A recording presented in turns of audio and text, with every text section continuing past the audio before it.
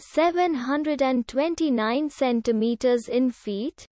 First of all, we need to know the value of 1 centimeter in feet. It's always 1 centimeter equals 0.03280839895 feet. Now we have to multiply 0.03280839895 by 729.